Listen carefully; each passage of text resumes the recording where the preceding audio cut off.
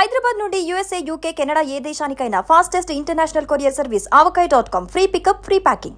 అమ్మ, చాలా మంది ఆర్టిస్టులతోటి మీరు పనిచేశారు. రామారావు గారు, నాగేశ్వరరావు గారు, శోభన్ బాబు గారు, కృష్ణ గారు, అసలు ఒక్కరేంటి పెద్ద పెద్ద లెజెండరీస్ తో ఒక్కొక్కరి గురించి కొంచెం కొంచెం చెప్పండి. రామారావు గారి గురించి చెప్పండి. రామారావు గారు అయితే నువ్వు ఇందాక ముందే చెప్పావు, శివుడిని మనం చూడలేదని. శివుడు అంత బోళా, ఆయన బోళా శంకర్. సినిమాలు తీశారు, సినిమాలు డైరెక్ట్ చేశారు, సినిమాలు యాక్ట్ చేశారు. అయినా కూడా ఆయన ఏమనుకుంటే అది, ఒక ఆర్టిస్ట్ని ఎవరినన్నా పరిచయం చేయాలంటే అంత డేరింగ్గా పెడతారు సినిమాల్లో రామారావు గారు. తర్వాత ఆయన మన డైలాగ్ చెప్పలేకపోతే కూడా ఇరిటేటింగ్గా అట్లా చూడరు. ఆయన డిగ్నిఫైడ్, ఆయన పట్టుకు ఆయన ఉంటారు. నాగేశ్వరరావు గారు పక్కన సూటబుల్గా ఉంటేనే ఏ వేషమైనా వేయనిస్తారు.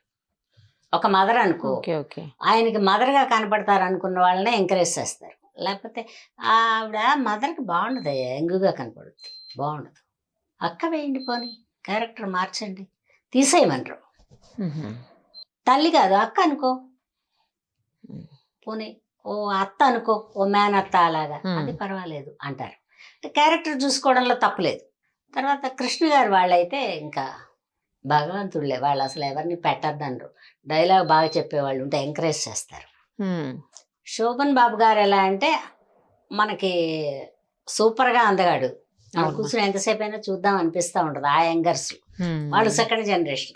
రామారావు గారు, నాగేశ్వరరావు గారు, హర్నాథ్ గారిని ఇలా పెడితే వీళ్ళు సెకండ్ జనరేషన్. ఇందులో శోభన్ బాబు గారు ఏదైనా ఆడవాళ్ళు అలా కూర్చుంటే మంచే చెప్తాడు. ఆయన ఏ ఊరు నుంచి వచ్చారు, ఎక్కడ కుటుంబం ఉందా, ఎంతమంది ఉన్నారు, అందరూ ఇక్కడే ఉన్నారా, లేకపోతే అట్లంతా అన్ని వివరాలు అడిగాక ఈ పని ఎంతకాలం ఉంటుందని నమ్మకం చెప్పలేము, అందరూ ₹1 దాచుకోండి అని చెప్పేవాళ్ళు. చెప్పాను కదా, పాత వాళ్ళందరితో పని చేస్తే ఏదో ఒకటి మంచిగా నేర్చుకుంటాం మనం. ఆ భూమి కొనుక్కోండి, లేకపోతే ఒక చిన్న ఇల్లు కొనుక్కో, లేకపోతే ఇందులో కనీసం ఒక 5,000, 2,000, 10,000 సంపాదిస్తున్నావు అనుకో, 2,000 దాచుకో నీకని. ఎందుకంటే ఇది నిరంతరంగా ఉండదు, చెప్పలేము.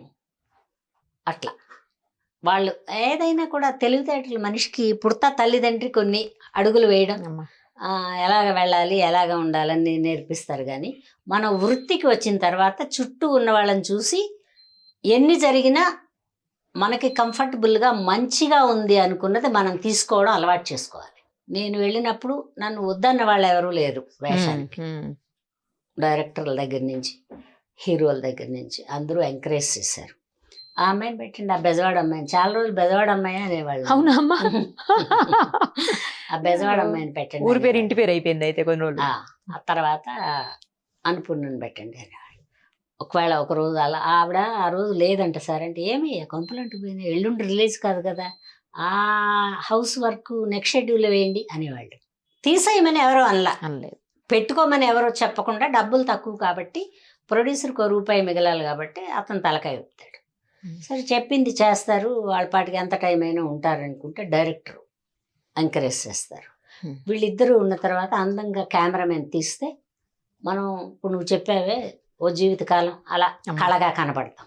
ఈ 3 కళ్ళు బాగుంటే, ప్రేక్షకుడు ఆశీర్వదిస్తే ఎన్ని సంవత్సరాలైనా ఉండొచ్చు, ఆరోగ్యంగా ఉంటాయి ఆర్టిస్టులు. పాత వాళ్ళు మంచి వాళ్ళు.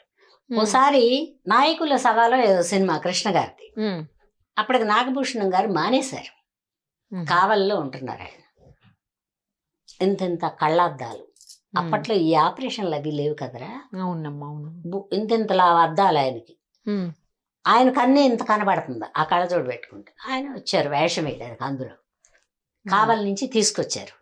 తీసుకొస్తే ఉన్నారు ఎవరో ఉండి, ఈ అమ్మాయి అన్నపూర్ణని ఇప్పుడే కొత్తగా వచ్చింది, ఇప్పుడంటే అప్పటికి రాలా, అప్పటికే 10 ఏళ్ళు అయిపోయింది, మదర్ వేస్తుంది, బాగుంటుంది నాగభూషణం గారు అన్నారు.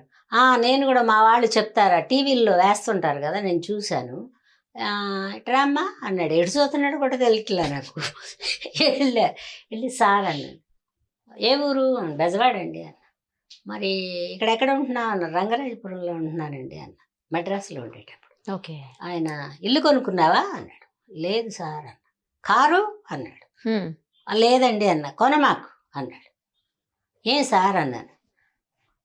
ఈ పని ఎల్లకాలం ఉంటుందని చెప్పలేం, ఇక్కడ ఏమన్నా ₹1 ఉంటే సంపాదించుకుని మీ ఊళ్ళో ఏమన్నా కొనుక్కో. కారు పెట్టమాక, కుటుంబం అంతా చెడిపోతారు. కారు నువ్వు బిజీగా ఉన్నంతకాలం వాళ్ళు పంపిస్తారు కంపెనీ వాళ్ళు, అందులో ఎక్కెళ్ళి పనిచేసి ఇంటికి పోవు. ఆడ మనిషివి కదా. సరే సార్ అలాగే సార్ అన్న. అట్లా పరిచయం చేస్తే హలో అని చెయ్యి ఊడిపోయిందాక ఊపేసి ఏంటి ఈవిడ ఎక్కడ ఉంటా ఇవి లేవు అప్పట్లో. వర్క్ కరెక్ట్గా చేసుకోమనేవాళ్ళు, అబద్ధాలు చెప్పమాకమ్మా ఎక్కువ అనేవాళ్ళు. అందుకని చాలామంది ఖాళీగా ఉండి కూడా బిజీగా ఉన్నామంటారు. నేను 360 రోజులు ఖాళీగా ఉన్నాననే చెప్తా. బిజీగానే ఉన్నా కూడా ఎందుకు వాళ్ళకి చెప్పి బిజీగా ఉన్నానని చెప్పడం ఎందుకు? అందుకని ఏం చేస్తున్నారమ్మా అంటే ఏం చేస్తాం, ఇంట్లో ఉండి బొచ్చెలు తోముకుంటాం, అన్నం వండుకుంటాం అంటారు. అప్పట్లో ఈ సెల్ ఫోన్లు లేవు కాబట్టి కొన్ని ఇబ్బందులు లేవు అమ్మాయి. ఓకే, టెలిఫోన్ ఉండేది, అది కూడా కొంతమందికి ఉండేది, కొంతమందికి ఉండేది కాదు. ఎవరన్నా ఉంటే వాళ్ళ ఇంట్లో ఉంటే అక్కడ వెళ్ళి మాట్లాడు, సార్ అలాగే సార్ అలాగే సార్ అనేవాడు.